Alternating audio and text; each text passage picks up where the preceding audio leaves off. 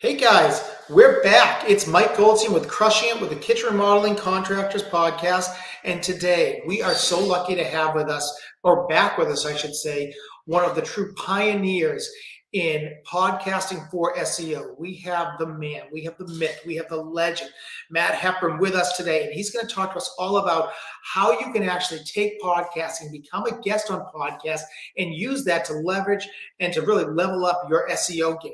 And we're going to do that just after this. Are you looking for some fresh ideas to jumpstart your kitchen remodeling business? Welcome to the Crushing It with Kitchen Remodeling podcast. Your host, Michael Goldstein, founder of Kitchen Remodeling SEO, the digital marketing agency working exclusively with kitchen remodeling contractors. And also, the author of the Ultimate Internet Marketing Guide for kitchen remodeling contractors, will provide insights on proven tips and strategies from top experts in this space so that you can take advantage of industry best practices. Your host, Michael Goldstein. Join Mike as he shares his knowledge each week with an insightful interview or educational segment about how to turn your online marketing efforts into more kitchen remodeling leads and sales opportunities than ever before.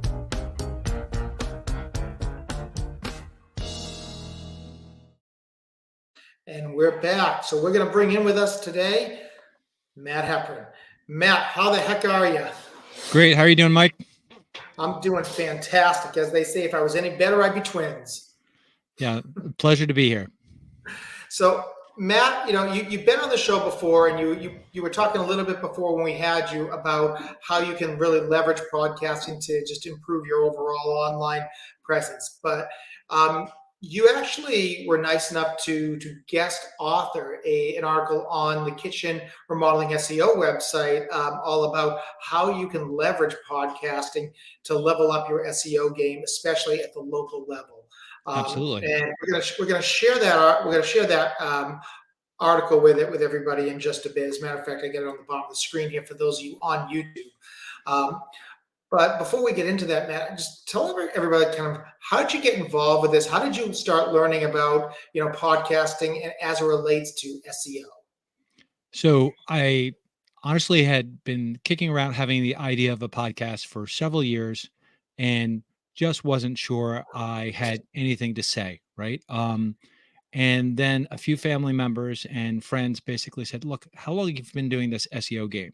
And I said, "Well, now it's 14 years, but then it was probably about 12, right?" And they're like, "Just talk to people, And so I started the podcast, and I just started interviewing people, right? And finding out about their breakthrough moments and their aha moments in digital marketing, right? And I realized and from the different groups that I was in that I was getting people booked on the show much faster than everybody around me. And I was wondering, well, why is that? And then I started being a guest on other people's shows.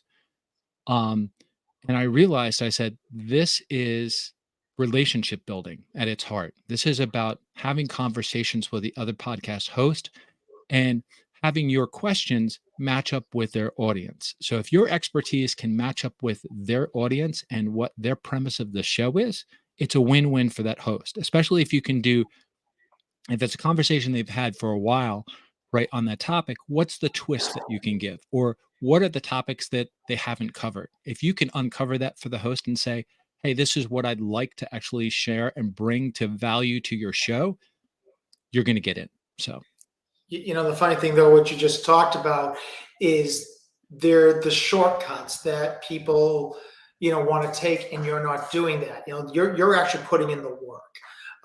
You're actually going and you're looking at their past shows, you're listening to what they've talked about. And so many other people, they just jump on to, they'll put their name into a directory. They'll get a list of 50 podcasts and just mass email out and say, hey, I'd be a great guest on your show because of XYZ, and you promote yourself, but they don't even bother to see, does that have any connection to the audience, or has that podcast talked about it? So it's really about the value that you bring to the show and to the premise of that show and the audience. If you cannot match up to that, right, they probably get, maybe depending, a smaller podcast might get 5 to 10 of these a week. Larger podcasts could get hundreds of these and it's just seen as spam. So how are you going to stand out against that? And what are you going to do in your outreach to personalize that experience so that, if you're doing outreach to a list of, let's say you've isolated and vetted 60 shows, well, you should personalize each one of those. And like you said, listen to an episode, at least get an understanding what the premise of the show is and see if they've covered your topic. If they haven't, then how can you take your experience? Because honestly, I talk about SEO all the time. So my question would be, like there's one show I was on in Australia, other time zone, and I looked at the site. It was dental marketing. Okay, so let's take SEO and local SEO for dentists and what's applicable to dentists. Like, how can we make that applicable to that show and make it really for that podcast host? That's great.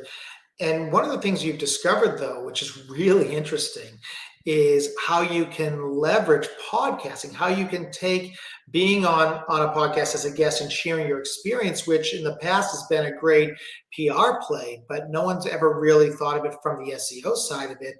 And how do you actually use that to improve your overall ranking, whether it be through a link building campaign, through improving your EEAT school, profile and all of that. So with that kind of in mind, can you delve a little bit into the technical aspects of how being a podcast guest really influences your local SEO metrics? So for local SEO, let's actually first of all talk about the location pages. So if you have one location for your business linked to your Google business profile, chances are it is linked to the homepage of your website. And that's actually what I would recommend because the homepage gets the most links from third-party websites. And as long as those links are topically relevant, that actually is a large ranking factor for getting you ranked in Google. If you have multiple location pages, I recommend that you have internal links from your homepage, once again, that get all those links to those location pages. And Mike's going to break down on another podcast, I'm sure, about the importance of really hyper local content for those pages and go into what that's about. But really, it's about how do we funnel the link juice to those pages, whether it's the homepage or to these other pages. And then you want to also talk about like what is the offer you have. Like if you can really have a topically relevant lead magnet on your site that talks about, a guide for, let's talk about HVAC. So maybe it's 10 tips on HVAC that you can't live without, or whatever the title might be, right? And something that is clickable and likable for your local audience, but would also be great for the podcast host audience, right? Something for them to see and something that has an opt-in form for email. Really, really critical because once you start doing this, you can build your email list as a separate part of this, right? Build your email list. Now, if you're giving a newsletter out or if you're emailing out on offers, that would be maybe your offers to your Google business profile. That's great way to actually do it. So when we're talking about local, right, there's different things, right? So are you trying to identify local podcasts, which is really, really hard. So you would identify podcasts maybe by a niche of the keyword. So if it's kitchen remodeling, maybe you're looking at woodworking associations, or you're looking at you're looking at You're looking at cabinets, flooring. right? Yeah, Floor. You're looking anything wood related, cabinet relating, uh, renovation style type of podcast. You could possibly also get into flipping for homes sure. or real estate based podcasts. What I found, because I've done a little bit of research in this, is I had a problem when I actually went to real estate investing, right? Like I wasn't getting the responses that I want. So the thing is, when you're doing this, you want to actually get those links from the podcast that you've been a guest on within their show notes, which are on their episode page, linking back to either your homepage or these location pages. If the location page is really strong, it could be a direct link to there. It could be a direct link to the homepage. And like we said, that we have the internal links. And typically they allow you to have multiple links, which is not traditional in link building. So traditional link building is really, really hard. If you're trying to do a guest post or any other effort like that, you're getting one link. And the thing is, being a guest on a podcast, you're giving them their expertise, your expertise. So you are able to give them your social links for all of your social accounts, several website links sometimes, as long as it's relevant to that audience and the episode.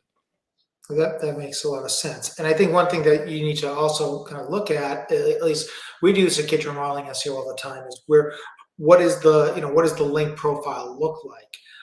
What does your profile look like versus what is, and you're matching it up, make sure that you're working with someone who essentially has a stronger profile than you do, or at least is very, connected. So we look at doing the link gap analyses. Maybe if you can just explain a little bit about how you do that. So before I do that, I want to just touch on one thing that you just said. So what it used to be, and it's kind of moving more towards like the link relevancy is key, right? It's not just how topically relevant a link is. For instance, if you got links from to your kitchen remodeling website from something that wasn't topically related, let's say you got it from I don't know, an SEO website, right? It's going to not move the needle at all ranking wise. So it has to be extremely relevant to your niche. That's why I said this is relationship building. So keep that in mind, because a lot of links that are built out there are older, right? But that doesn't mean they're topically relevant. So to do a link gap analysis, what we would do is we would look at the top 10 search results, or we might look at who are the people in the local pack that's ranking above you, right? Maybe you're position 4 or 5 or further down. You want to actually get up into that 3 pack. And who is topping Google Maps? Let's go use a tool. Maybe we'll use a tool like Ahrefs, and we'll find out for that specific URL for each one of them, how many backlinks do they have, which are hyperlinks from third-party websites, and how many referring domains they have. And then we're going to take that for all of those top 10 or the local pack, add that to that, or keep that even separate, right? And Google, you can do it for Google Maps and do that. And then you want to average them, right? And then from averaging them, you want to go to your URL that you're competing with, the page that is either it's your homepage like we just discussed before, or it's the location page if you're linking directly to the location page. And we want to find out how many links and referring domains that has. So what is the delta in between the averages of those top 10 or the 3 for the local pack and yours, right? And then I would actually go further and I would say, how many reviews do these results have as well, right? How many reviews do these websites have, right? And then make an average of that. Yeah. No, that's so critical too, because when you're talking about those reviews from a local standpoint, right. I have worked with hundreds of companies who, they have this great organic ranking, but they're nowhere to be found on the map. And when you go and look at it, you audit them, you say, well, yeah, you've got hundreds of pages of content and you got one review. Well, Google. So I've got an answer for that. Yeah. And what is that? So the answer for that is, if you have brought value as a guest on a show, all you have to do, and you don't even have to wait for the show to be live. Once that interview is over, you just go ask the host, hey, if I brought value, would you mind giving my business an honest review? And you give them either your Google business profile, your BBB profile, your Yelp profile, or if you have an industry specific, since we're talking kitchen remodeling, do you have a specific profile for that association wise, where you have a profile that you can get a review on it, right? Your NKVA profile. Yep. Right.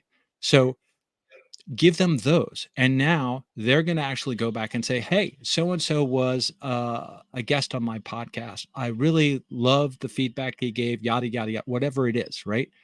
And now you have a review from that. And it's an easy way to get reviews.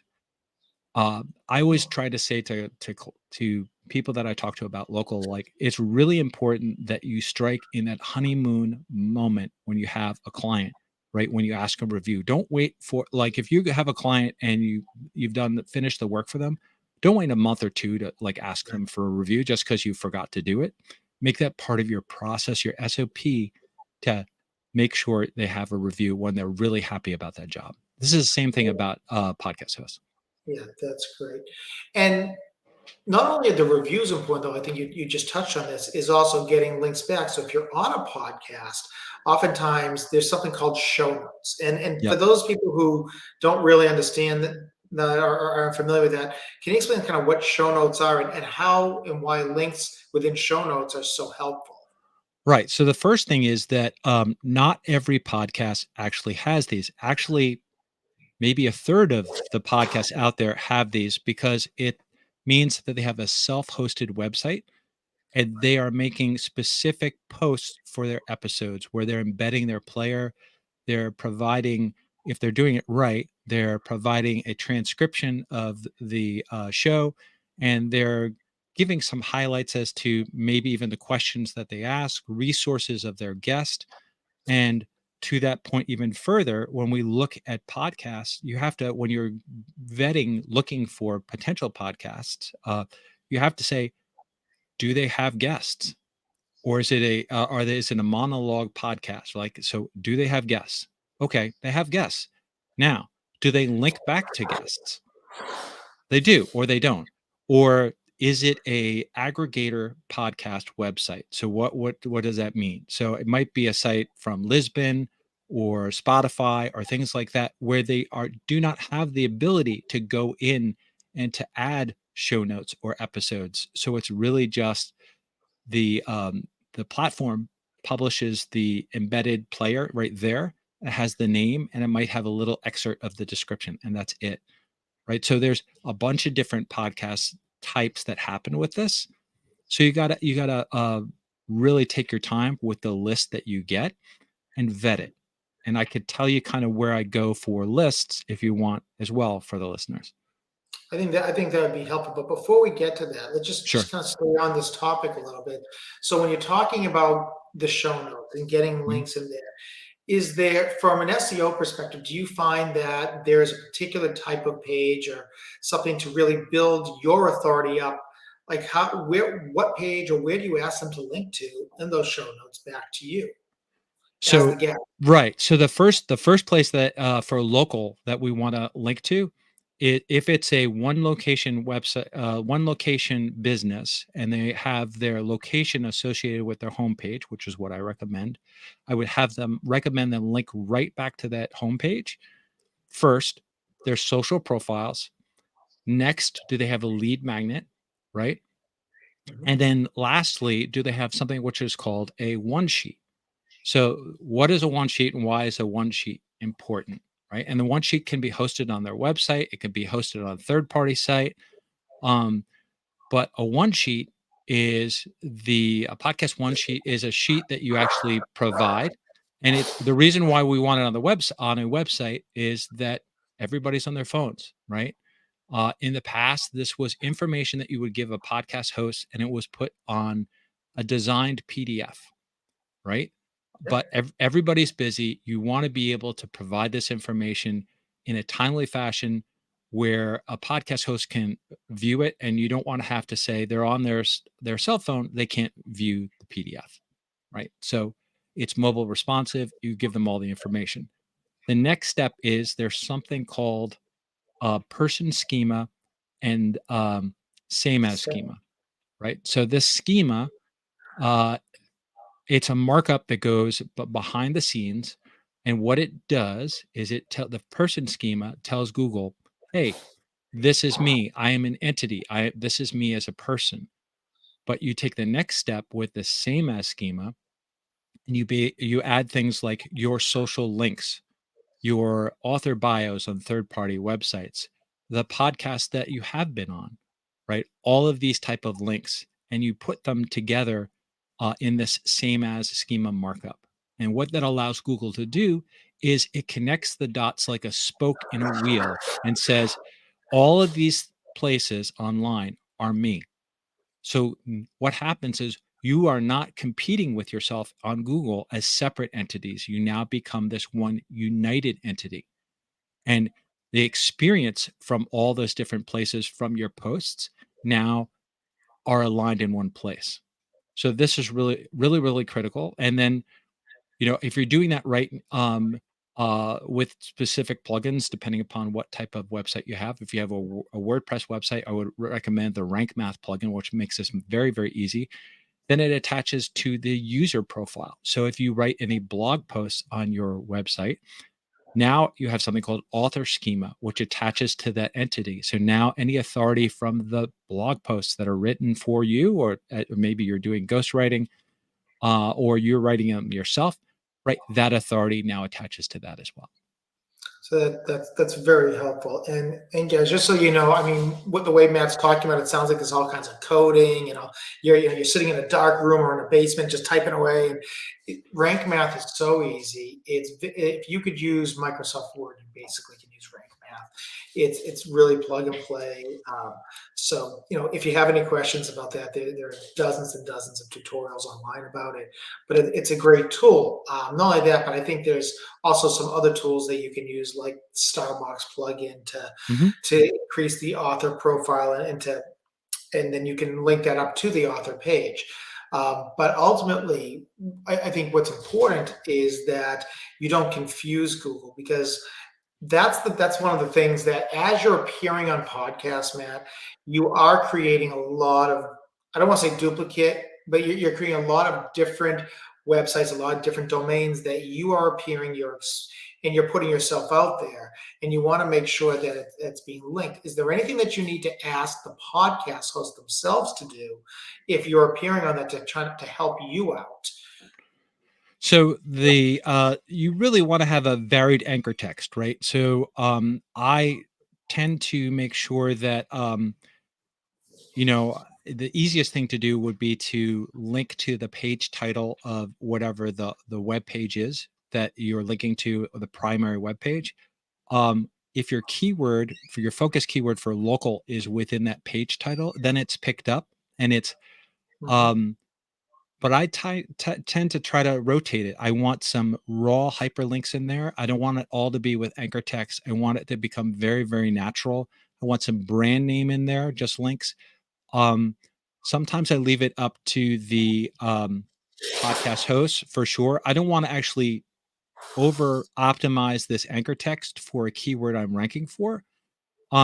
And then the other part to the link, right, that we're going to be getting for that is, and that this attaches back to the one sheet.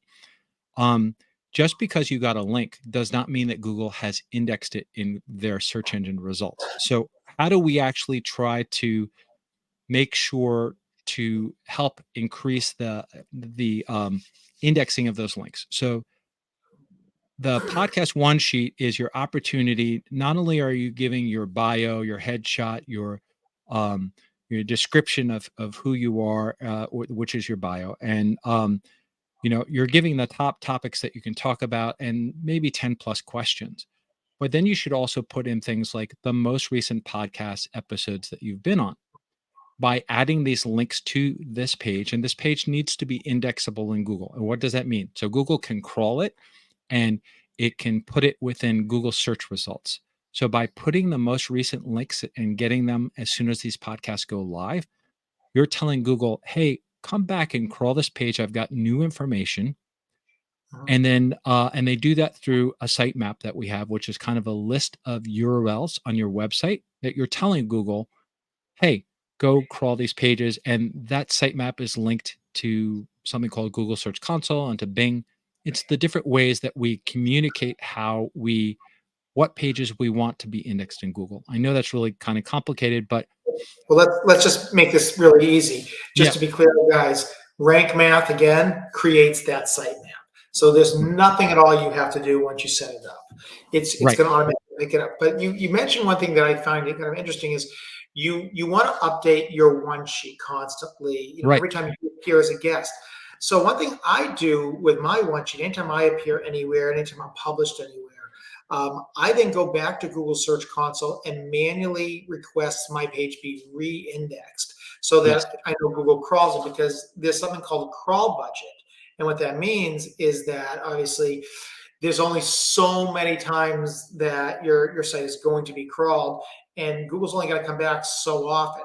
But if we actively tell it, the other thing, and I would ask you if you do this or if you would recommend it, is there are third-party indexing tools that, do you go and check the podcast that you just appeared on, maybe a couple of days later, hey, has that actually been indexed in Google? If not, do you try and index it for them since you've been on it?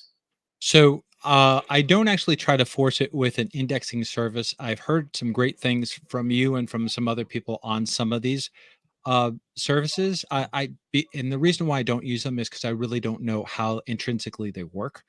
So Sure. for me, what I try to do is, like you said, you can re-index it. But the first thing I would do is I would actually either look, um, because you don't have the site within Google Search Console. The best thing that you can do is, if you know the URL of the post of the episode, you can use site semicolon or colon, and you put that in there, and you see if it comes up in Google search results.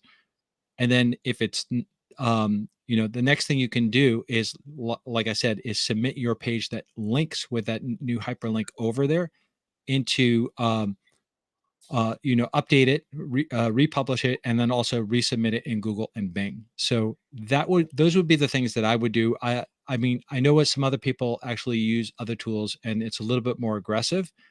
But like I said, I don't know how those tools are actually built and how they are doing it. So I'm a little bit more There's something cautious. called PBNs, and Yep. some of these tools have. I mean, they flat out come out and said, "Hey, so we use PBN, private blog networks," and just so everybody's very clear, PBNs are a violation of Google's terms of service. Right. Now, what with that said, the reality is, I think Google ranks a whole lot of stuff in using PBNs. But all the PBN does is it puts a link to whatever page you're trying to link on something they know it's going to get crawled. So I think, Matt, to your point, if you're resubmitting your page, which has a link to it, it's basically doing the same thing. Yep. So, So clearly. the wonderful thing about podcasts, though, is they have more benefits than what we talked about, right? So, besides getting reviews and besides getting links, um, not all podcasts are you going to get links on. Let's just say that. So some that you're not going to. But if you're able to get some metrics, depending upon the service provider of lists that you use, um, around what is the average amount of downloads they have per episode, and depending upon the provider, it's all different whether they give that or not. But if you are, or it's top, maybe they don't give it that way, but it might be like top 1% or top 5% within iTunes for that category. It's got a high amount of traffic. So if you're able to appear on that show and you have either a shortened domain name that you use a shortener with, or you have a short domain to start with, right, for your website. For mine, it's emjpodcast.com. And I did that intentionally because the name of my podcast is The Entrepreneur's Marketing Journey Podcast, and nobody's going to type that in. So you want to have something really, really short for them to remember that they can type in, because if you have the host say, hey, where is that? Right. And you're on a show that has, let's just say you have 1,000 to 3,000 people listening per episode or more. Some of these podcasts have a huge listening audience, and they tend to listen for 30 to 45 minutes for that episode. Then you have a chance of having referral traffic coming to your site. So this is also where that lead magnet comes in. So do you have them come to the site? Do you also have them come to the lead magnet? So that needs to be a very short URL off of that emjpodcast.com thanks /thanks or something like that, very short that they can come to, and it's right there. So So it's really great, obviously, to be on the podcast, like you said. There is intrinsic benefits to being found, to helping you generate expertise, leads, whatnot, just to convey that you are the best known, whatever it might be in your field. There's clearly SEO benefit. There's show notes. There's local map benefits and all of that. there's one more. Sure. There's one more. Social proof, right? Absolutely. So social Yeah. proof. So you can now say whether you have a message like Mike's on this that's scrolling, logos. If you get permission of the podcast host to say as seen on or as heard on so and so podcast, right? So that's huge, right? Now you're giving Right. yourself in your industry much more credibility. So you're doing a whole bunch of different things. You're getting links, you're getting reviews, you're getting referral traffic, hopefully, and you're also getting this social proof. So 4 things just from this one effort. So all of this is fantastic, but I think this all begs the question, where do I start? How do I actually get onto these podcasts? And a few moments ago, you talked about some software tools, some services that you have used. How does someone go about finding, what are the right podcasts for me to approach, and B, how do I contact them? What do I do? What do I say? Right. So the one of the tools you can use to vet is called Listen Notes. And it has both a premium service that you can choose to use if you want to use their filters, or so they're advanced filters, right? So, and if on a monthly basis, it's not cheap. It's $177 per month if you want to have a premium subscription, and they don't from the premium subscription. And so what is the subscription? It is the whole iTunes database. So it has all the metadata behind a podcast. It has the emails associated with the RSS feed, which is called Really Simple Syndication.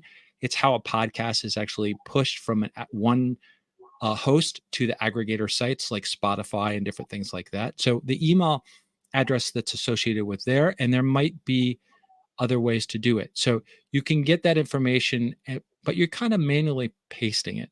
Or they have an export type of service where you can search and honestly, when you're in there, you can search by keyword. You can do the other strategy is to say, if you know somebody who is a leader in the industry and you want to see what shows or what episodes they've been on, you can just put in their name and find every show that they've been on, and then piggyback off of their experience, right? Figure out what shows they are.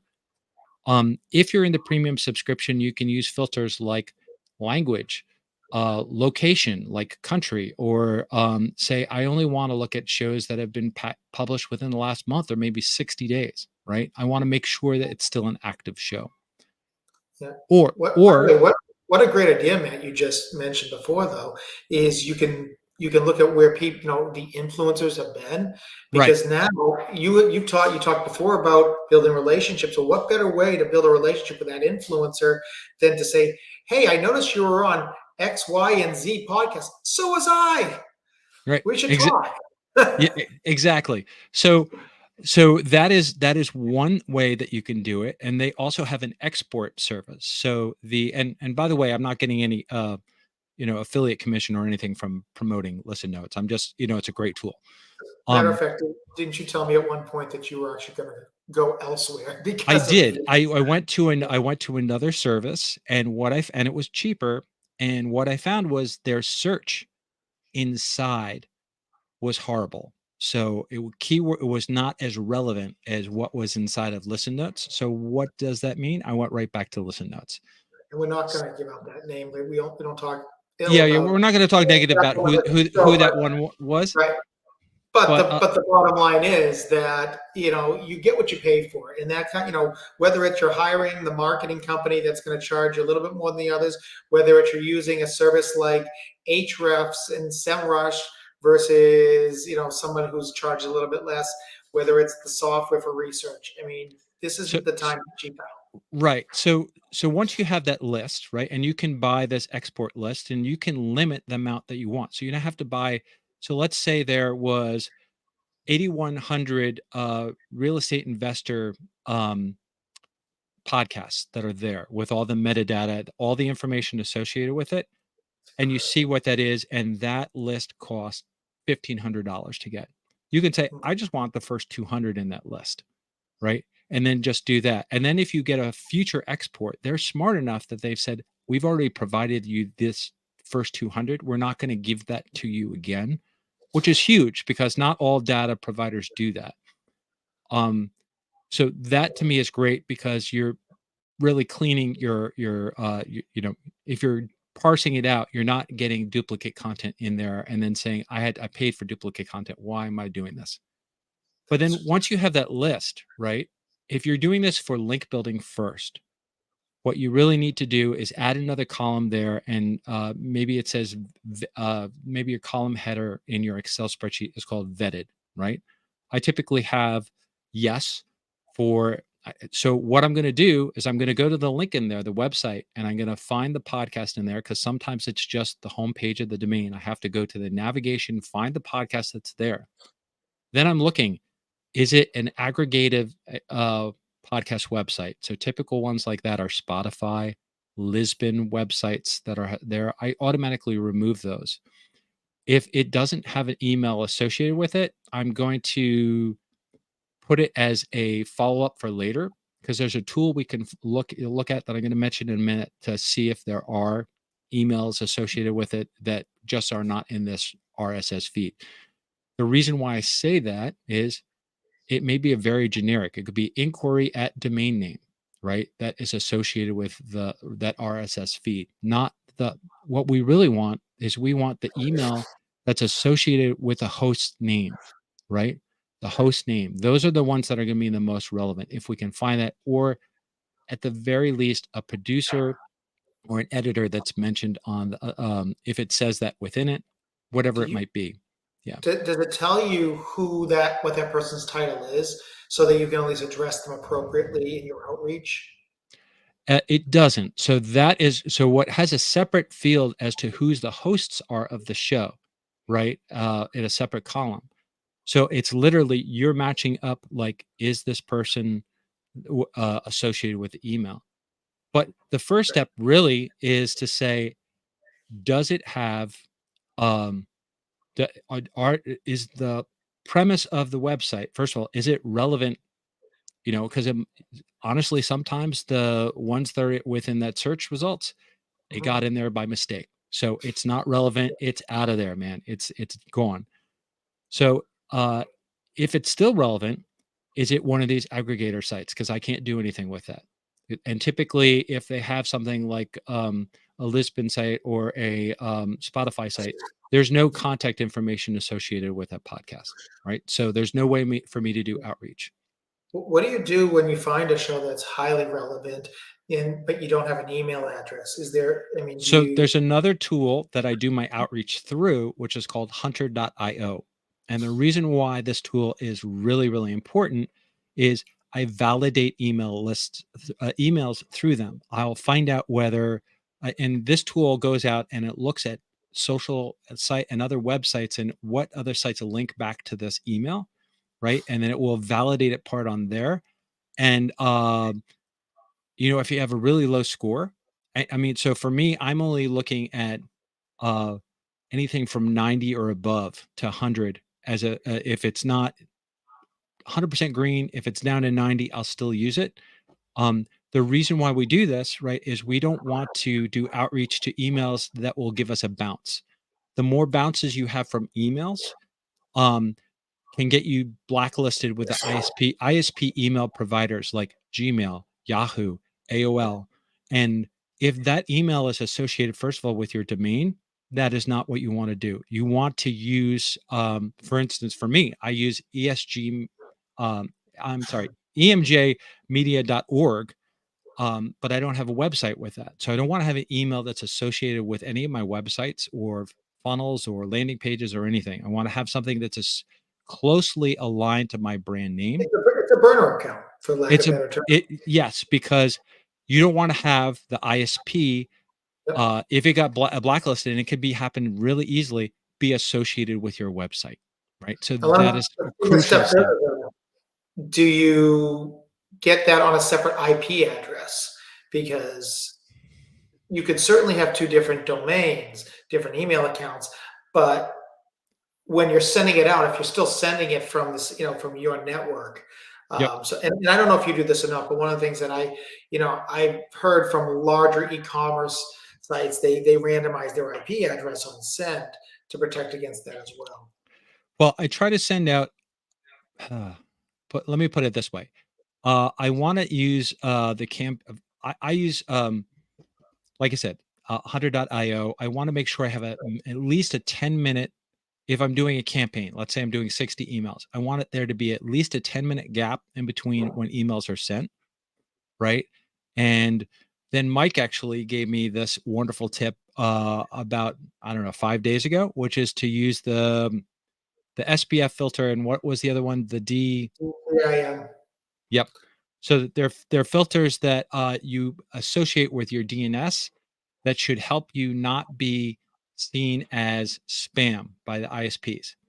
But certainly, I guess, if you're sending and it wasn't associated with the IP address of everything else that you have, and your IP address is based upon where you live or where you're working, right? So, Or um, wherever your VPN says it is. yeah. So if you had one that was different, that would certainly help. Uh, Yes.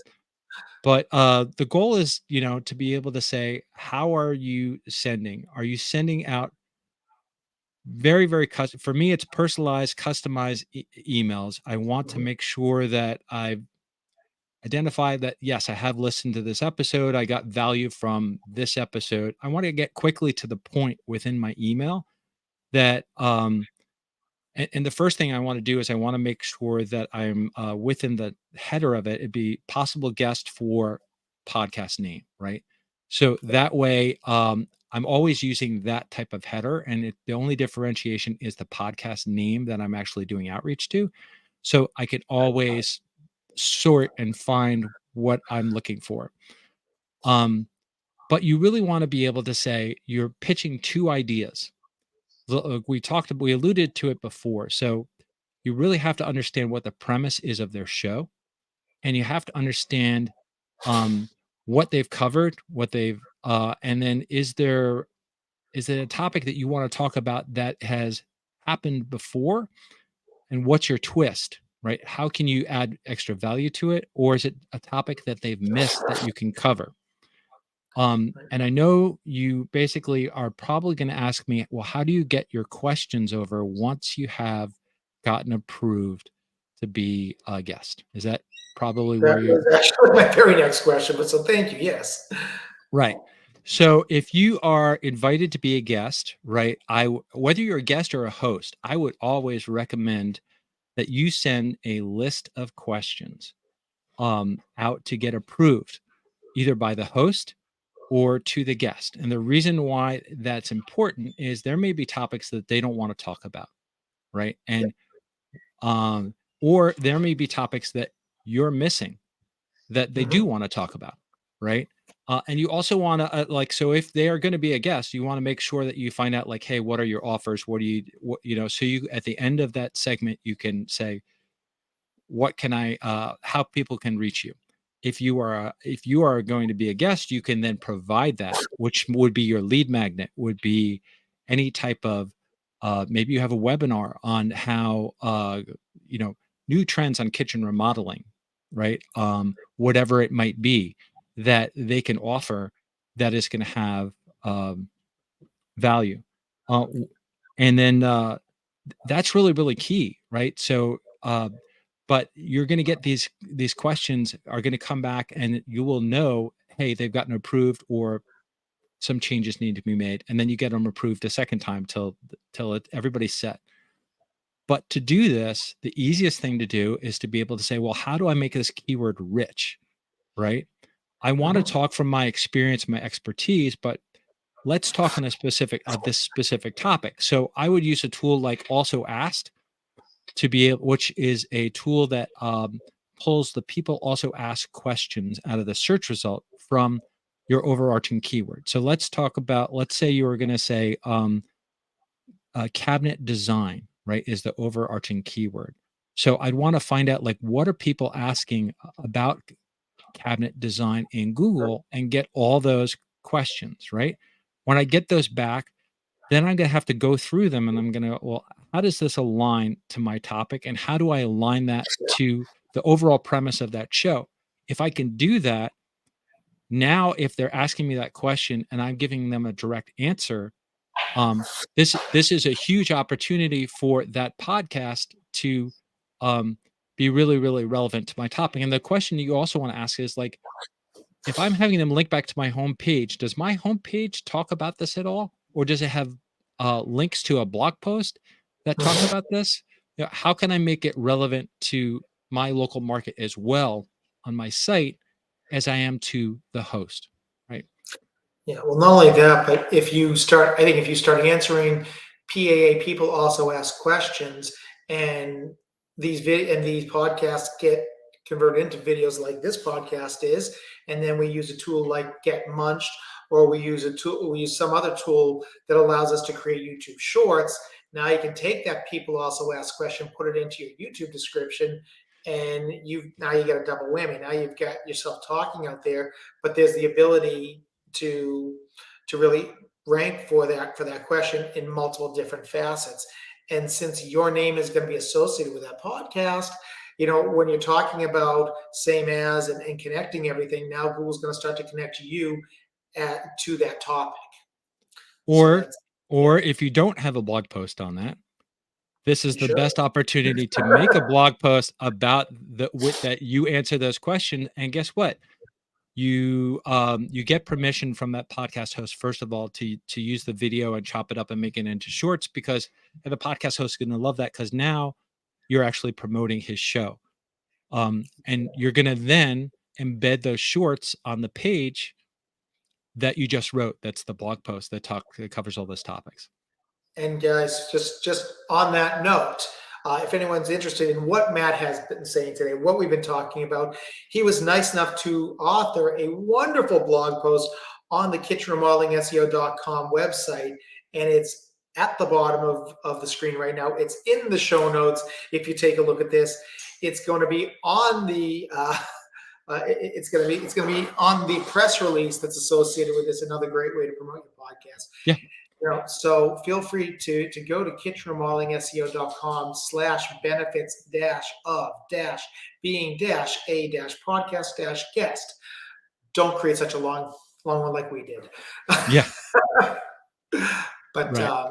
No, this was great, Matt. And we're quickly kind of approaching the end of the show here, and you have really dropped some just golden nuggets of information on us, and I know that anybody listening today is taking a ton of value out of this. I'll give you one last nugget, which is metrics. I know you wanted to talk about this. So remember, we had the link gap analysis, right? So you want to keep that in mind, and then as you're building links, you want to see how you're coming up, the difference of that. And you can use a tool like Ahrefs to kind of see where it's at. But the better metric to actually look is in Google Search Console, because a lot of times Ahrefs doesn't pick up on links. And if you see them in Google Search Console, they're going to be much faster to pick up these links. Just remember to post those links on your podcast one sheet, and make sure that you submit that as you update it to Google, because it's going to help Google crawl that sheet, crawl that episode, and make sure that those backlinks get live. That's really good stuff. And in addition to that, and maybe Matt, we can have you back on the show to talk a little bit about the mention and the about schema as it relates to those links. But one thing is, if you are using rank math, take a look at your link properties, look at your schema properties. And there are a lot of ways that you can leverage that and amplify those, or talk to your marketing consultant, talk to your digital marketing agencies about that as well. But with that said, Matt, we've talked a lot about a whole host of things, and I know that there are a lot of people who have heard this and they would love to learn more about this. Now, it just so happens that I know that, Matt, you are in the process process of creating a program, a coaching program as it was, to teach people about local SEO, about enterprise level, about podcasting, about link building and keyword research and all these different things. So how would people find you? How do they get involved in that? When's that rolling out? Give us the scoop. Right. So it's going to be called EMJ Academy.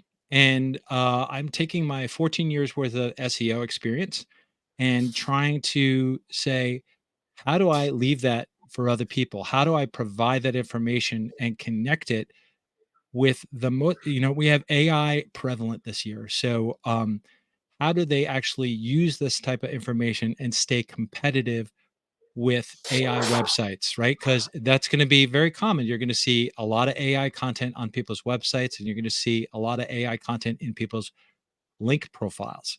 So, how do we become prominent with the Google EEAT framework? And that's part of this whole process. So, I know we had a post we talked about EEAT last time and the importance of that. Mike, maybe you want to actually link back to that other post that we did, that other episode that we did. Oh, boy. But the It's goal actually really, linked in the blog post, guys. yeah, the goal really is to say, how do you have a holistic strategy to show up on different platforms, from YouTube Shorts, for Google Local, and how do you do link building for all this? How do you have your technical SEO done? How do you build a content brief strategy using AI tools to help you ideate, but not to create it, right? How do you make this happen, right? And have a holistic way to do it. Very few people actually have that. And as well as a manual audit with a PowerPoint that you can actually use, all those tools. So that's coming January 1st. It's just a lot of work. And the whole point of it will be, for every single step, is a one-page SOP that you can look at from a 500-foot view and say, this is a step, this is an action, this is what we get. So all measurable for each thing. Fantastic. And Matt, those people who have heard you, before this comes out, or even after, even after the coach program's out, how do they get a hold of you? How do they find you? The easiest way to find me is on emjpodcast.com. That's the podcasting platform that I use. And they can do outreach for me there. And that's probably the best way, man. So. All right, fantastic. Well, Matt, I really appreciate the time today. I really appreciate you coming on. I'm sure my listeners, just like I said, they got so much value out of today. They learned so much. If they want to learn more, sign up for that EMJ Academy. I think it's going to be fantastic. It's going to turn a lot of hobbyists into actual professionals, no doubt about it. But with that said, guys, this is Mike Goldstein. This was Matt Hepburn. And I want to thank you all for listening to the Crushing It with Kitchen Remodeling Contractors podcast. And we will see you next week. Bye for now. Bye.